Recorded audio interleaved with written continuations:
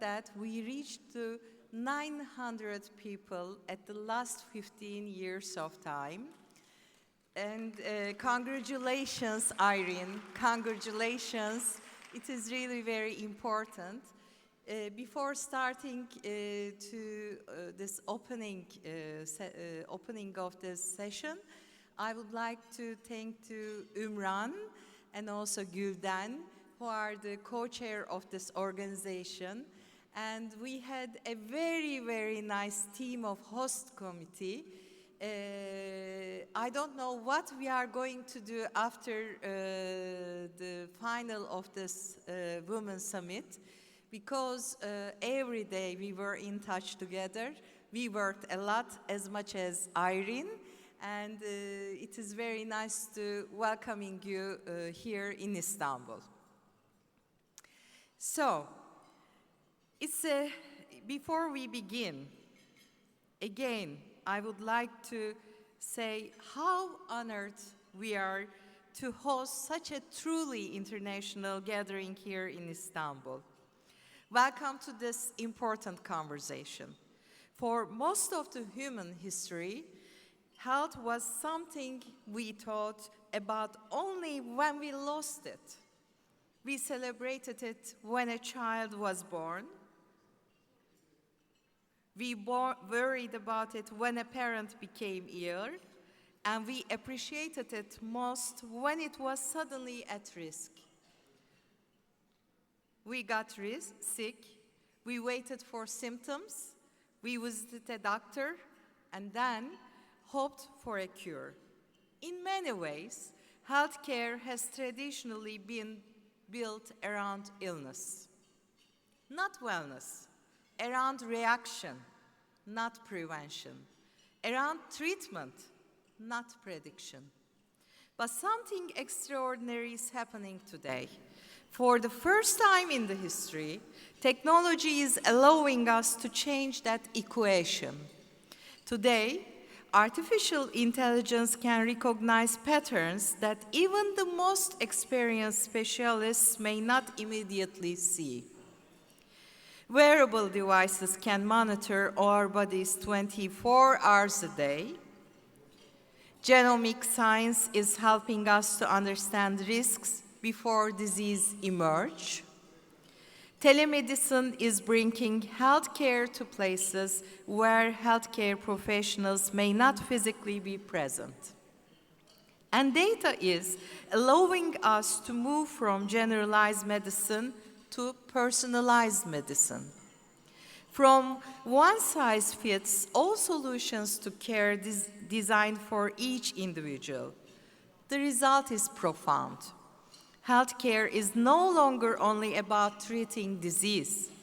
Increasingly, it is becoming about preserving health, not only helping people live longer, but helping people live better. There is another dimension. It is directly related with one of the organizations that I am working for, which is called Yeniden Biz. And Yeniden Biz is working for the women who left their jobs because of different reasons, including the health care of the family. So, in that terms, women think about health, they rarely think only about themselves.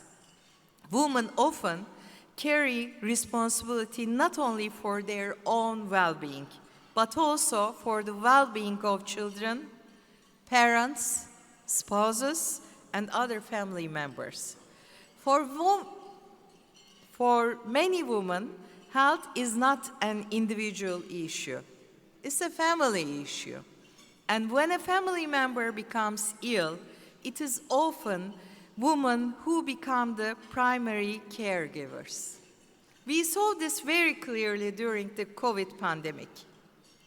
Millions of women around the world reduced their working hours, paused their careers, or left the workforce entirely because they assumed additional caregiving responsibility.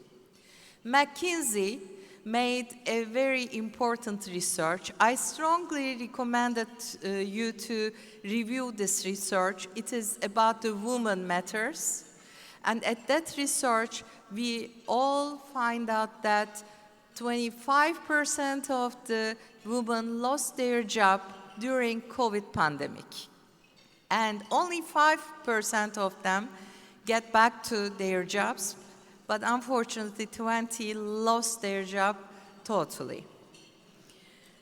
This reminds us that healthcare is not only a medical issue, it's an economic issue, it's a work issue, a productivity issue, and ultimately a woman's leadership issue.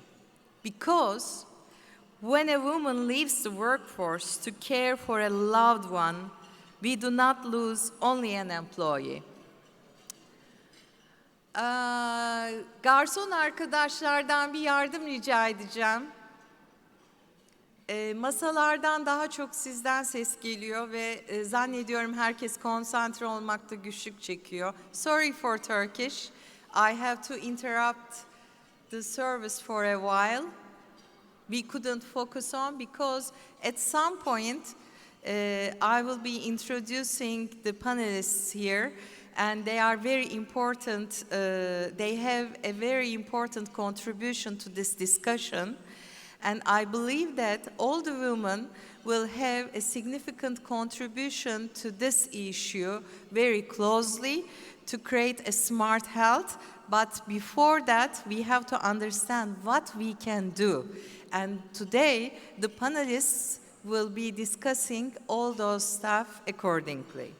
So, when I go back to my speech, because when woman leaves the workforce to care for a loved one, we do not lose only an employee.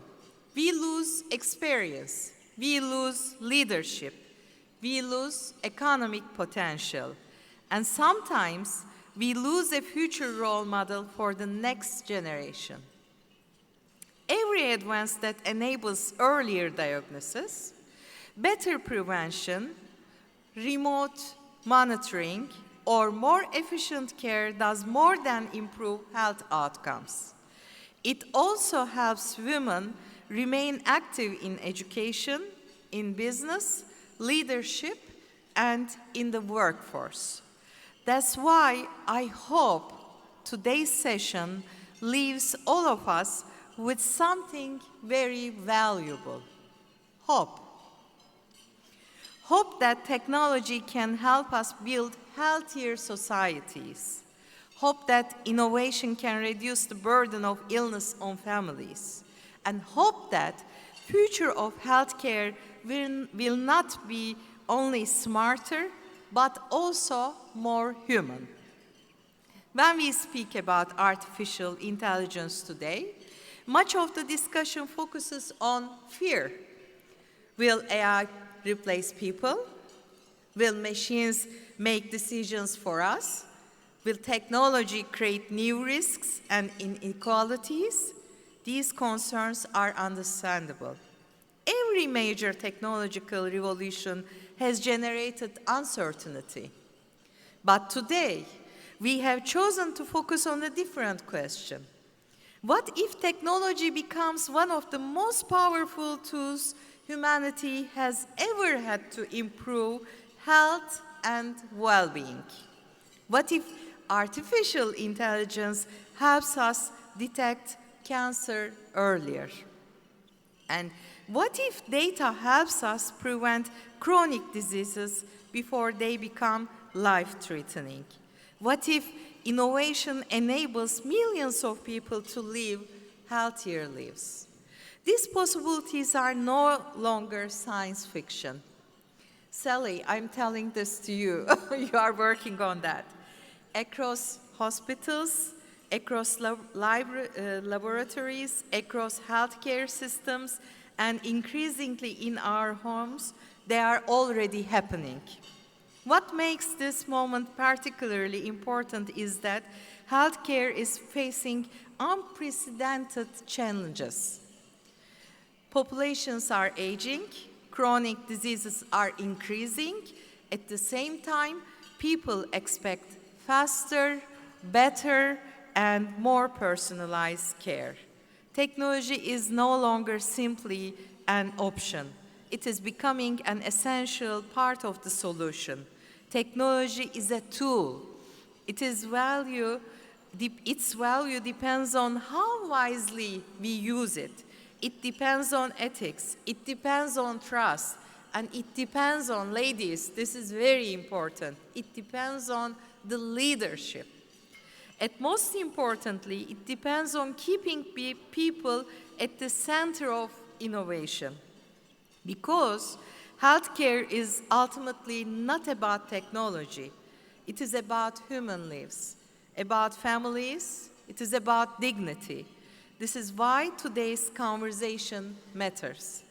And this is why we have brought together 3 distinguished leaders who will keep us explore topic with a truly 360-degree perspective. Our objective this afternoon is not simply to discuss technology. Our objective is to understand how technology is transforming health. So, to begin this journey, we will first hear from Dr. Salih Sabah as Global Chief Inclusion and Diversity Officer of Medtronic and President of the Medtronic Foundation. She brings a unique global perspective on how technology has been integrated into healthcare systems around the world. So, please.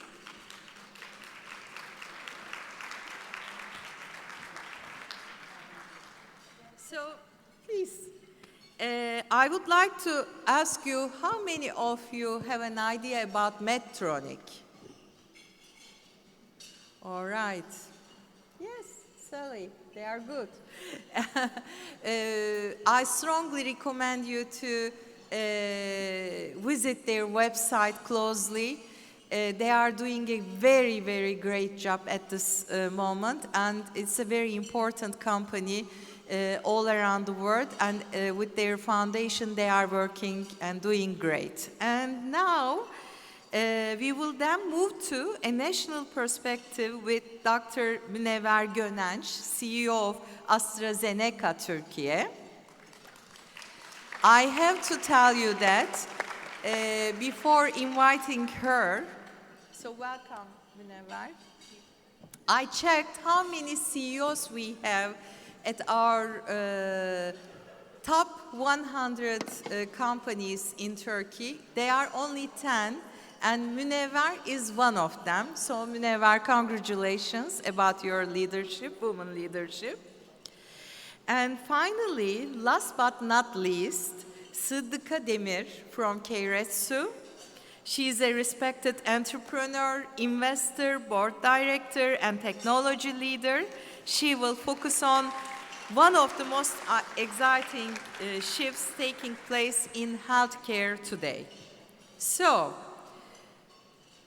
as we listen to our speakers today, I invite all of us to think beyond the technology itself.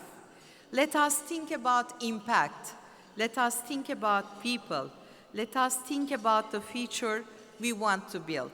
But before leaving the floor to our panelists, I would like to tell you that at the end of this panel discussion, we are going to have a Q&A session. If you have any questions, please get ready after the panel discussion we finished. Please. Are my slides getting up? Well, while they get the slides up, let me just start by saying it's an honor to be here with you all today. And I'm so honored to be on such an esteemed panel. You're going to learn a lot from my colleagues here. Irene is the reason I'm here. I can't say no to her for some reason. So thank you, Irene, for making me come. Medtronic is a company we like to say you only know us if you need us. But if you need us, we are the best to be next to you. We are the inventors of the pacemaker, We keep patients alive every 2 seconds. We are in 150 countries, and we treat over 70 human conditions in the body.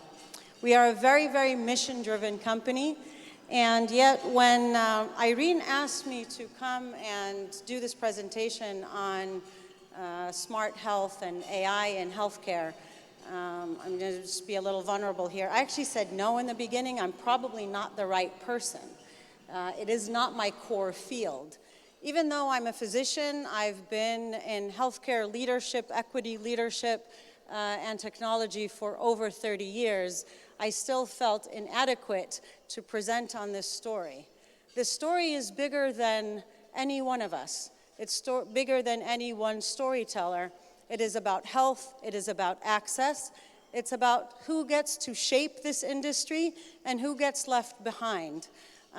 So I thought, well, we kind of need more female leaders in this, and with a little nudge from Irene, I said, okay, because my call to action for you all today will be to do what I did, which is step in as female leaders into this space that is growing and still unknown in many ways. I'm going to start off, I'm going to frame my conversation. I'm actually going to probably set it up for my colleagues because I'm going to frame it for you in the macro ecosystem. I'm going to shape for you the challenge of healthcare that many people maybe aren't aware of because healthcare isn't an industry we maybe read a lot about unless we're in it. And then I'm going to show you how technology and AI are our best bets to actually help address those challenges. I was at the Global Milken Summit in LA a few weeks ago, and AI was the core topic. And the two major areas that AI will disrupt is healthcare and defense. So getting people better, but killing people in wars. So just put that in context for as we talk about this challenge. So what is the challenge that I'm going to speak to? I'm going to frame it as a convergence of pressures. Healthcare doesn't have one challenge. It has a people challenge, a cost challenge, a complexity challenge, a preventability challenge, and an access challenge. I want to shape this for you so then we can see where and how can AI actually help us. From a cost perspective, from a people perspective, we don't have enough people, period. If you want to invest in something now, invest in youth and tech. It is the field that will grow the most in this era, and we don't have enough people. By 2035 alone, we'll have almost 13 million shortage in healthcare. That is a huge, huge gap. The next pressure is cost. The projected cost of global healthcare spending is going to have doubled by 2040. That's a huge, huge cost globally on us, the people who actually pay for it. The third pressure is too much complexity. Doctors today are spending more time trying to analyze data and have that burden of it rather than actually take care of patients. Here's an insight into actually something else that's happening to doctors. The young gentleman that was on the panel this morning said, we looked at our parents and they were loyal and therefore we don't care about the companies in that way anymore. The sons and daughters of physicians are refusing to go into medical care because of what they saw happening to their parents. So it used to be that I see nodding over here, it used to be that our parents are doctors, so we're going to be doctors and so forth. That trend has shifted because their parents are burnt out and overworked. The other problem with this is data in healthcare is so dispersed. It's not connected, it's not talking to each other. The healthcare system looks at you as several different systems together, not as one cohesive human.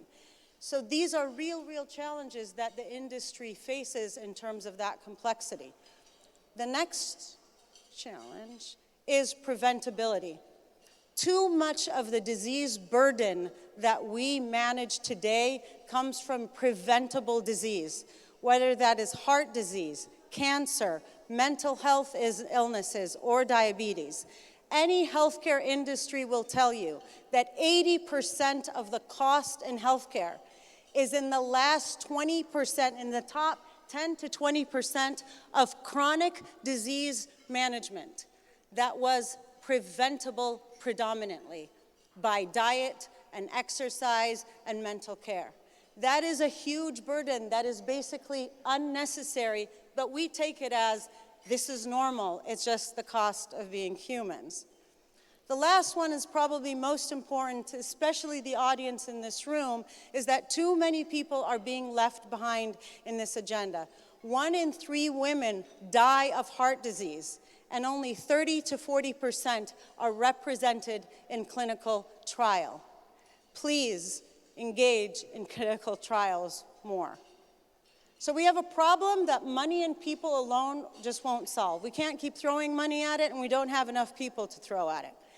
So that brings us to the opportunity, because there really is a huge unlock for AI and technology in healthcare.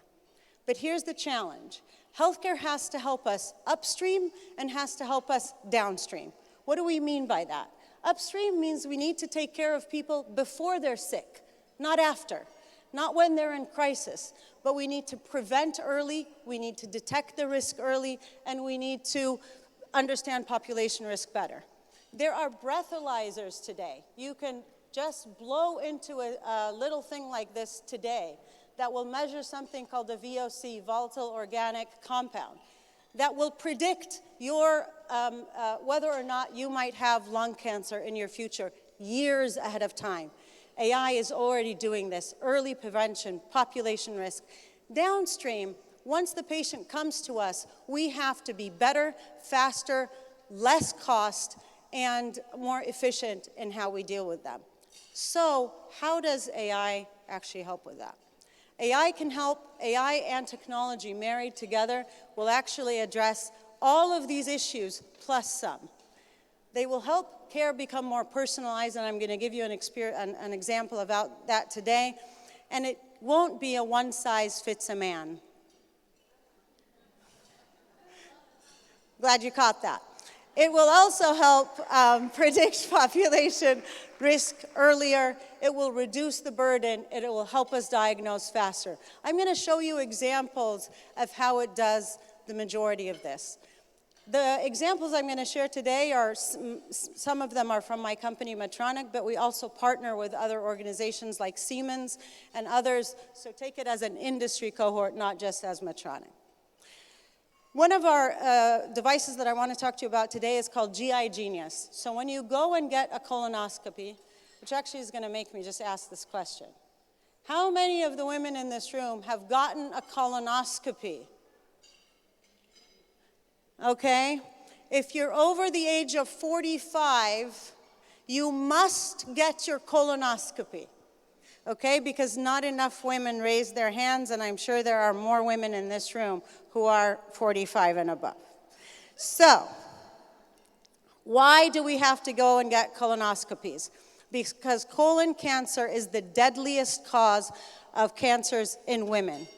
Why? Because we don't go and get them. So what does GI Genius do? GI Genius is an extra set of camera that's AI enabled that basically acts as a second set of eyes, but this set of eyes doesn't blink. And it can see in 3D.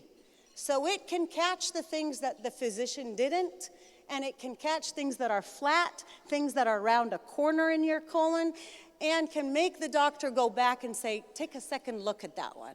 So it improves the rate of us finding adenomas by 14%.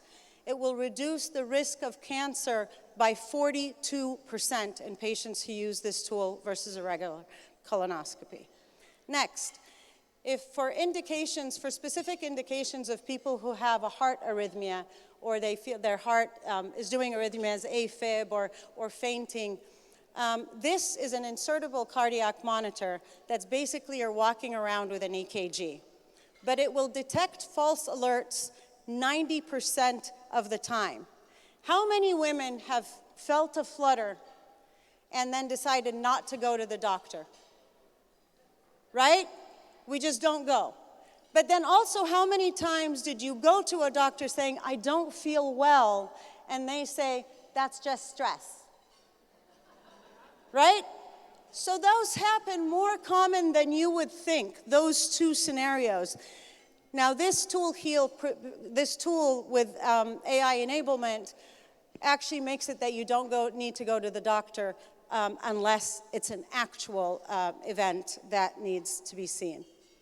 I don't recommend that people swallow technology, but in this case, I'm going to recommend for people who don't have clear access to physicians or to a healthcare system or don't want to go to the doctor for the colonoscopy, you can actually swallow a pill. It's the size of a vitamin. It's this small. And it will record your whole intestines and send it remotely to the physician.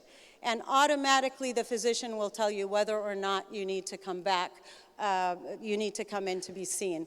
It has already helped 4 million people globally.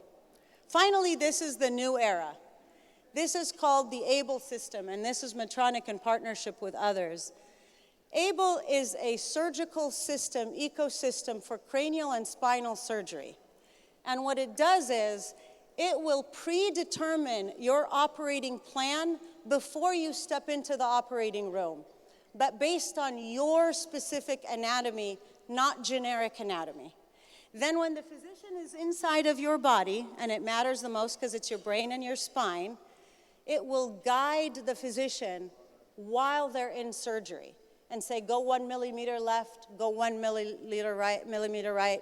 So it personalizes care in a way that is extremely innovative, and systems that have this are extremely, extremely happy. But then it also, because it has AI enablement, it builds your data into the system to improve AI's ability to do the surgery next time.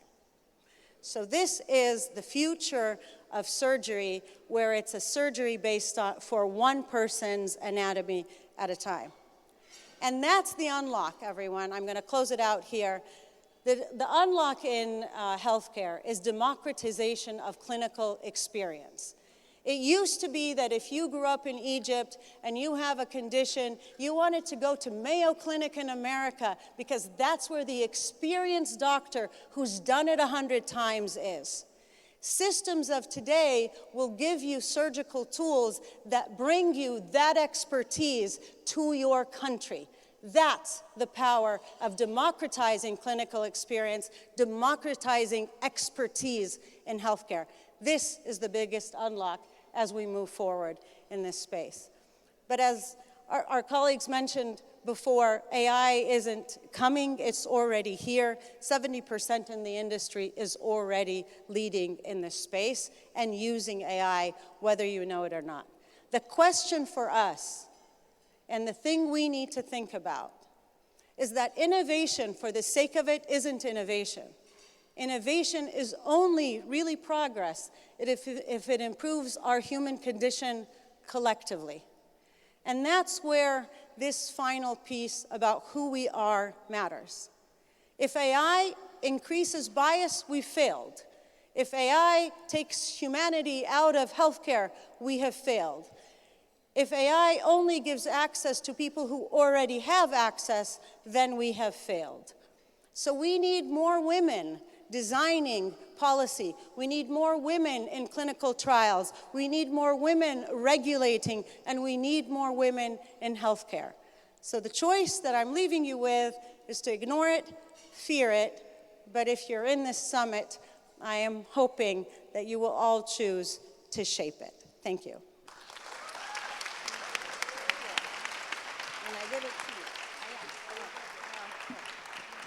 Now, Münevver, we would like to hear your perspective, please. Do you need this? Do you need the presentation? Yes.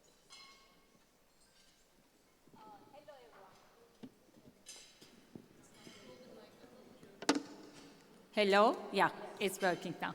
Hello, everyone. It's a great pleasure to be here in this great summit, and welcome to Istanbul.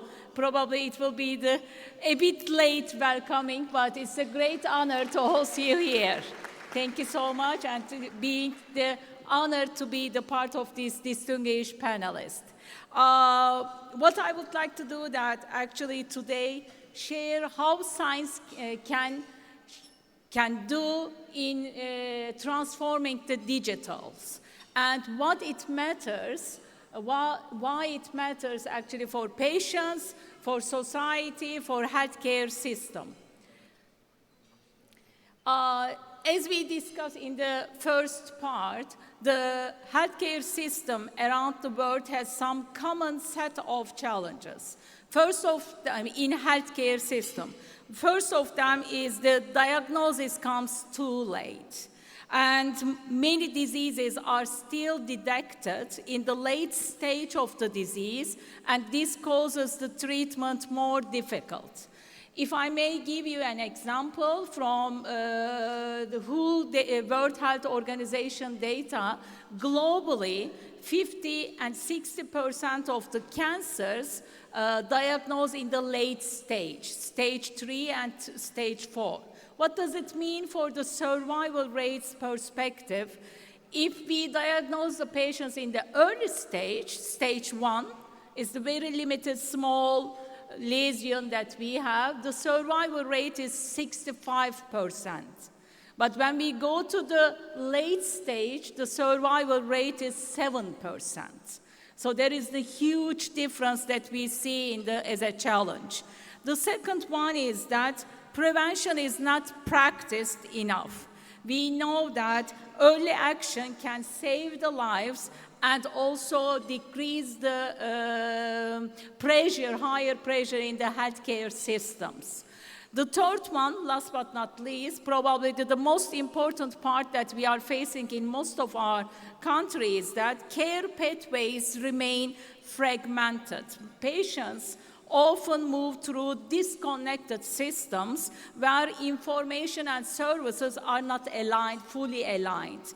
So these challenges show why the healthcare systems must shift from a reactive model to a one that is more predictable, preventive, and personalized. So at that point, we see the benefits of the innovation and AI in transformation of pharma.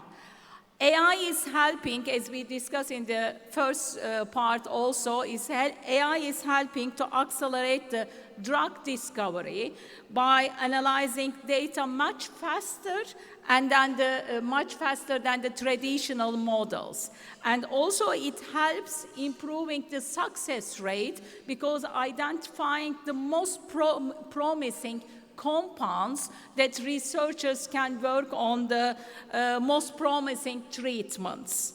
It is also enabling the revolution of the diagnostics. Honestly, this part is that, as we discussed in Medtronic, this part is the fastest moving AI frontier in medicine that enables the personalized treatment and the faster treatment, faster solutions to the patients. And it is helping advance the precision medicine, which means that more personalized, individualized medicine, especially it's very critical for cancer patients, instead of using the huge, let's call in atom bomb that as chemotherapy that we use in the olden times, but right now such as biomarker detected treatment helps 2-3 times faster solution at the treatment success. So at the same time, as we discuss, the innovation and AI solutions support the cost reduction and operational efficiency by simplifying the process and improving the workflow. So digital transformation, as you see, is that, as we discuss in daily lives, it is not only the speed. Actually, it is about making healthcare smarter, earlier, and more effective. At AstraZeneca, if I may give you some reflections how we evaluate, how we consider this transformation in AstraZeneca, we believe that science can do more than discovering the medicines. It can help transform the full care journey for the patients. So we are advancing innovative science across multiple platforms to address serious disease.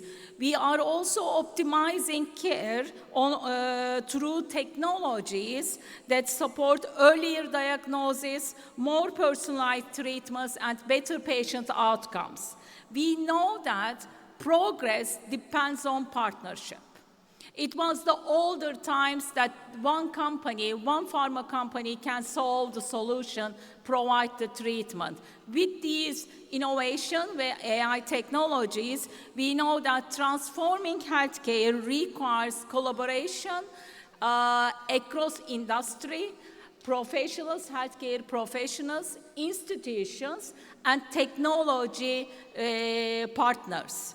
So in AstraZeneca, there is AI Catalyst Innovation Hub, which encourages the startups actually to provide the solutions that we have these lots of examples from that innovation hub that I will share one of the examples with you at the end.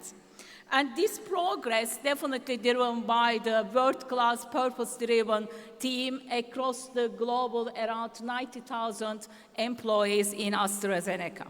So this is also close to linked to our belief is that what science can do, and increasingly AI is an important part of that journey. So it helps us to use data more effective, improve the decision-making process, and strengthen the impact of the science across the research and patient care. So how we reflect this vision to Turkey, before that I would like to give you some overview about Turkey infrastructure. Turkey's positions is one of the few countries that have the advanced digital healthcare infrastructure that enables us to provide the AI solutions. The systems such as ePulse is a national personal health recording system that patients can learn, can reach out their lab tests, imaging, and patient histories, even the medicines that follow up.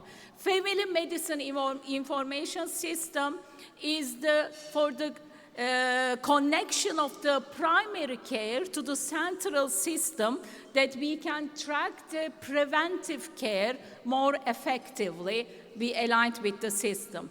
Centralized appointment system helps the citizen to book their appointment across all the public hospitals and family practitioner centers.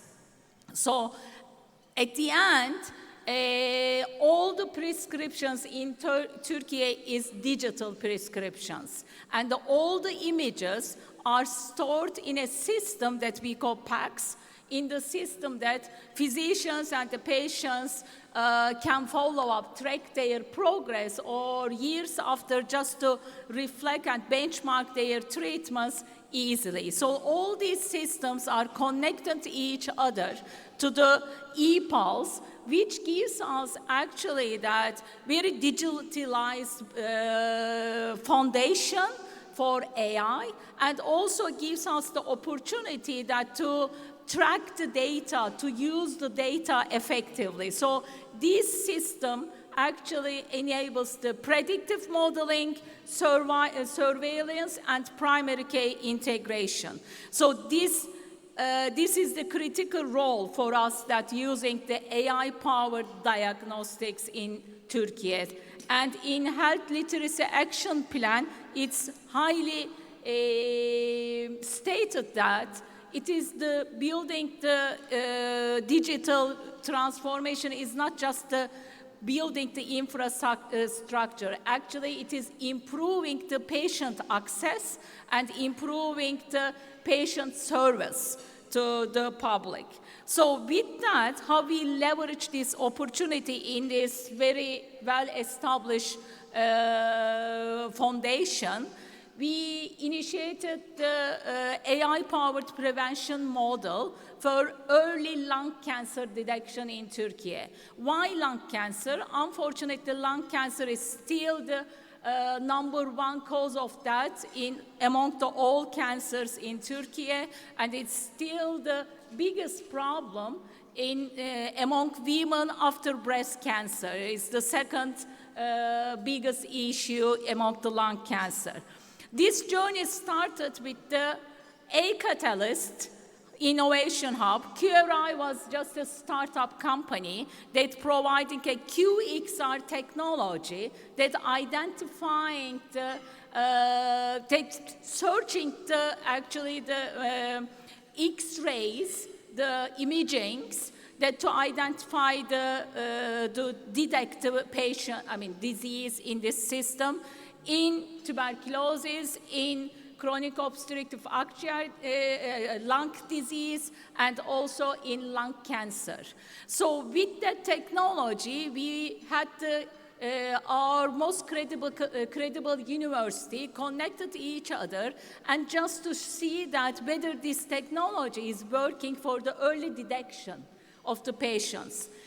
They searched 50,000 X-rays. I would like to highlight this one. These X-rays, these patients are not the only patients that are coming to the oncology services, the cancer services. These are the patients coming to the hospital with different disease. Coming to the dermatology for some skin issues, coming to the different internal medicine with different disease. But this technology gives us the opportunity to identify the nodes 6 to 30 millimeters. These are very small nodules. It is highly probable that not to recognize within the normal checking the X-rays. And with that first initiation, we identified, the system identified 6 lung cancer patients.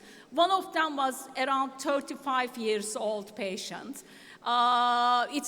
She's still surviving that. We are very happy to hear these patient stories from our physicians. So with that motivation, right now we escalated this project to Minister of Health, how we can scale up this project nationwide lung cancer early identification program and the policy.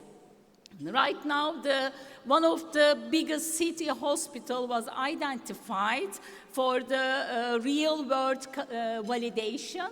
And the first week of results are very promising. They checked 10,000 X-rays. It is impossible to check 1 week the 10,000 X-rays without AI technology. And they identified 7% of them, the early lung cancer patients. So our objective is that to spread out, to scale up this project nationwide, reach out to 20 million X-ray by 2027, and hopefully we identify, of course we don't want the people to have the cancer, but if we can have the opportunity to catch them at the early stage, remember my numbers that I shared with you in the beginning of the presentation that it's the survivor is 65%. So this is our vision actually to work together with the different partners that to leverage the AI technology in lung cancer early detection. While finishing my presentation is that I would like to highlight some key points. The future of health won't be delivered by science alone or by technology alone. It will be delivered by how we build together. So I really very impressed with the power of these group, these women leaders here that to shape this healthcare system with the partnership for the sake of millions of lives in our country. So thank you so much for listening. So we thank you, Dr. Münevver. Please, now I would like to give the floor to Sıddıka. Sıddıka is from Keiretsu. How many of you know Keiretsu? Do you have any idea? They are doing great job all around the world for making investments to the ventures.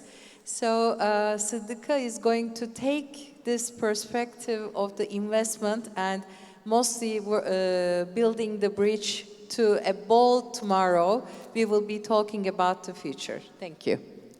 Thank you so much, Özge. And I must say it's great to be back in my hometown, Istanbul. And I would also like to welcome all of you here. As all our panelists have been talking about it, we have to advocate for better healthcare for all of us. We really need to step into our power to shape the future of healthcare for all of us, for our well-being. And I want to start my presentation by sharing some numbers with you to frame the scale of the challenge before I step into sharing some specific examples of how technology is helping us in the upstream, meaning the preventive side of things. Let me first share a very tragic statistics with you. Every 90 seconds, a woman dies of cervical cancer. And cervical cancer, when detected early, is preventable. Also, we experience many neonatal deaths throughout the world. That's in the millions. We also have many women, unfortunately, experiencing chronic pain due to endometriosis. And many millions of people are living with dementia. And by the way, dementia impacts more women than men. So, what can we do? Can we use technology as an enabler to move us to that upstream that Sally was talking about, to bring us to a proactive approach, a proactive shift, so that we can move our mindset from reactive crisis management in healthcare to more of a predictive wellness. In the next few slides, I would like to share with you some examples of how technology today is being commercialized and used upstream. I will share with you some examples that are commercialized and some that are still in clinical phases. Let's start with cervical cancer. As I mentioned before, every 90 seconds, a woman dies because of cervical cancer. There is actually a device that is like a handheld device with a medical, actually camera attached to it that is used out there in the field that can detect cervical cancer. This particular device is exceptionally powerful because it is made available in economically challenged areas around the world. It is made available in areas where healthcare infrastructure doesn't really exist that much. It is given to community health workers who can use it. Simply, they use the device to take some images, and the AI built into this device actually can detect precancerous lesions ahead of time, hence preventing tragic outcomes. The great news is it does it with great accuracy, and it can make the images available anywhere in the world. And the great news, even better news, is that this device has been deployed actually now up to 60 countries around the world and has conducted more than 200,000 exams. Hopefully, we are on our path to use technology to our advantage to prevent tragic outcomes. Now, let's switch over to newborns. I shared with you that, unfortunately, many newborns die. It's actually the recent number is 2.3 million newborns die due to some specific conditions that exist when they are born. There is a particular condition called birth asphyxia. When the child is being born, it might be unfortunately not receiving enough oxygen, and this can cause serious damage to the child. And this particular condition, unfortunately, can claim the life of a child. And I want to share with you actually a particular new advancement that is being worked on It is in clinical phase, meaning it is not yet commercialized, but it has immense potential to save lives, to make a big impact. A team from Nigeria working in collaboration, I repeat, in collaboration, as we talked about it, Munawar was mentioning, this is not just a medical field technology, people coming together and work on these things. They're working in collaboration with the AI Institute in Canada, and they started working on about how they can solve this problem, because unfortunately they experienced a lot of death in Nigeria due to this particular condition. And they realized that a baby's cry carries very vital key information about the fact that if the baby, has, while being given birth, unfortunately didn't receive enough oxygen. I share this example with you. Although it is a clinical trial, I want to inspire our thinking. I want to inspire our thinking to see we have to think outside of the box. Because at this point in time, this is what we call voice AI for healthcare. What this particular AI tool is doing is actually recording a 10-second segment of a baby's cry, and they can detect if the baby suffered this particular condition. This is also, by the way, done on a mobile device when you have the actually application available to you. Hopefully, promising results are coming in. This team is working very smart. They are working with hospitals across 3 continents. They have a partnership with a hospital in Brazil, one in Canada, and many hospitals actually in Nigeria. And I'm keeping my fingers crossed that this particular technology can be further developed and continue to save lives for many, many people. Let's now move from early stage of life into more of the later stages of life. Just a quick question for all of you here. How many of you know of someone, maybe a loved one, who is suffering through dementia? Could you kindly raise your hands? My mother had dementia. So, following in the theme of voice AI for healthcare, I want to share that Winter Labs, which was co-founded, by the way, by women, started working on this big problem that we face today. Dementia, Alzheimer's, neurological disease are a big, big area that all the pharmaceutical companies are working on, all the researchers are working on. And this particular company discovered that the way we speak, specifically, the pauses we take, the words we choose, they change when our brains change. So what do? They analyze a 1-minute voice sample of the individual, and using AI, they would detect if there are signs of dementia happening a lot earlier than we expect. This is a lot earlier than a person forgetting their name, the person forgetting where their keys are, or the person forgetting where they live, what their home address is. This is significant. This is significant advancement happening with voice AI. We are all used to hearing AI in imaging, but the frontier is really changing so rapidly, I find it almost impossible to keep up with the pace of change, now bringing technology and medicine together. This is very important because if we can detect dementia well ahead of time, we can make an impact in delaying the start of the disease. The interesting thing here is this technology, this company was acquired by another company, and their technology is being used by 20+ pharmaceutical healthcare clients. And it is being used in research that is very helpful for drug discovery. We were talking about upstream activities that can also have an impact in drug discovery or delivery methods.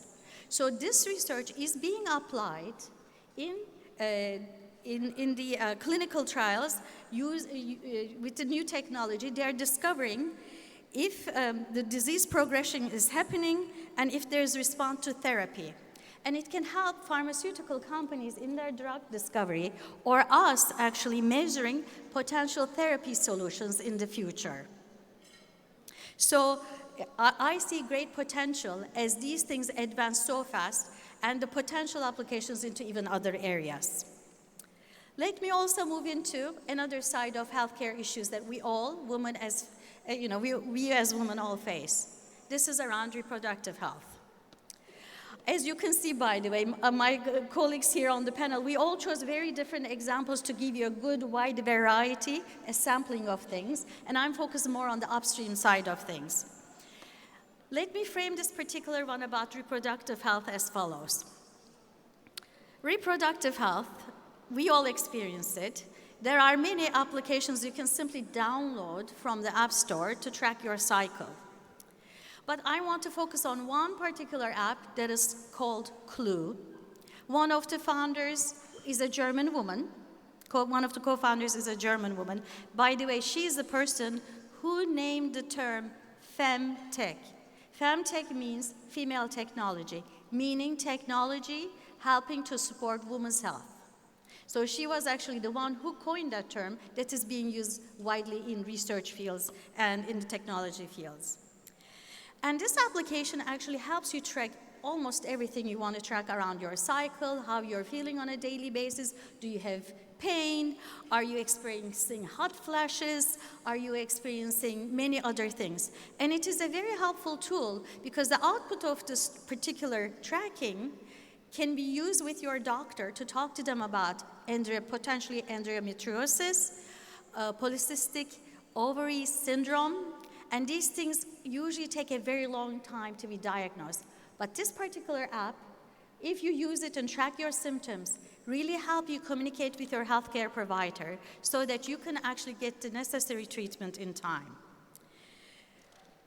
And the good news about this particular one, especially about Clue, is, it's available in almost the entire world, free of charge. They also have a subscription model. But it is important that we make these tools available at our fingertips on our mobile phones. You can simply use it on your mobile phone very easily.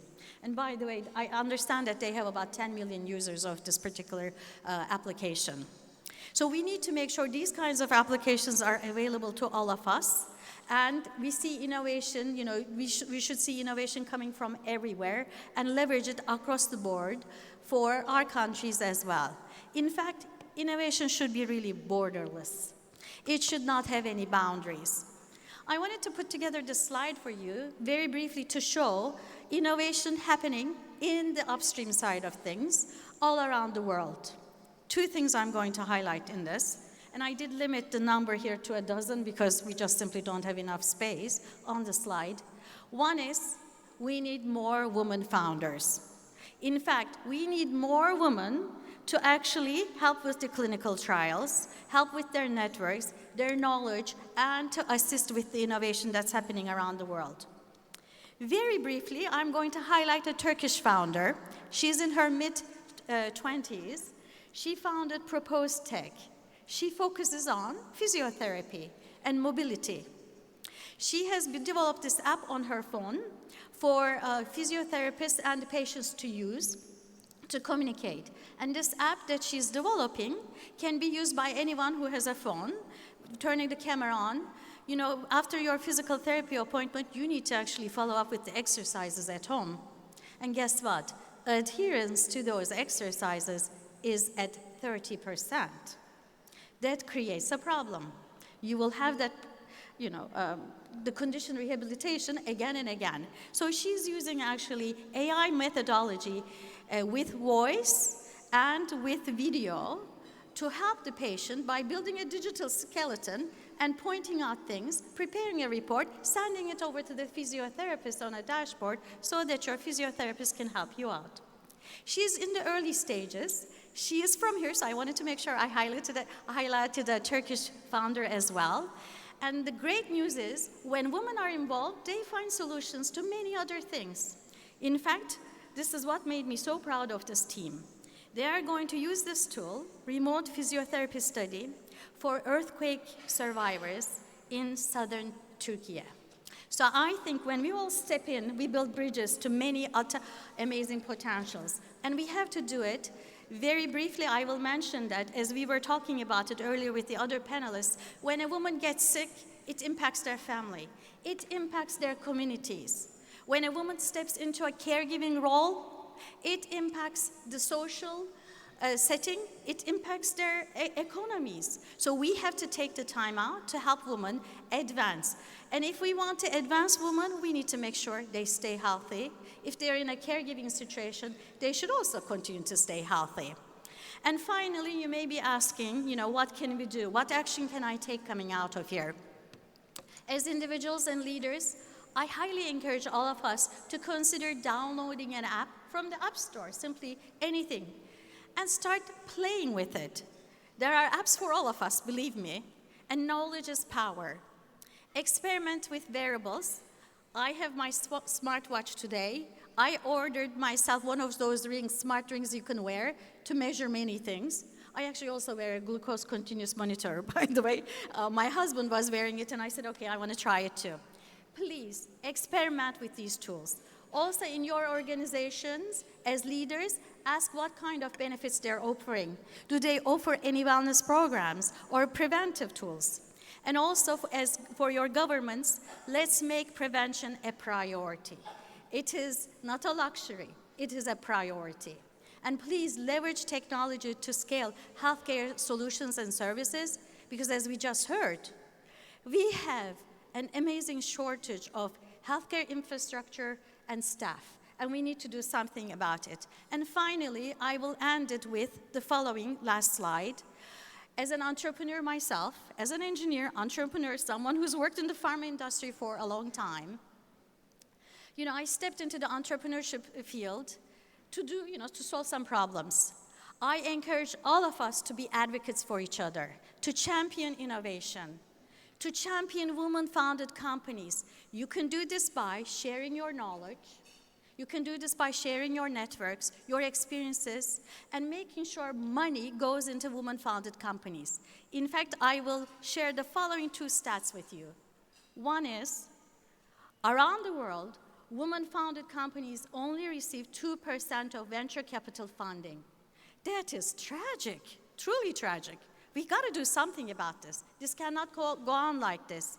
And in fact, I will also share that just 2 days ago, Melinda French Gates announced that she's going to donate another $215 million around the globe for women's health care. She also shared the following stat. Around the world, for every $1 spent in medical research and innovation, only 5 cents, I repeat, 5 cents goes into women's health care. So what do we need to do? We need to step into our power, advocate for each other, advocate for a better health system, and be proactive in setting those bold, healthy bridges for tomorrow. Thank you very much.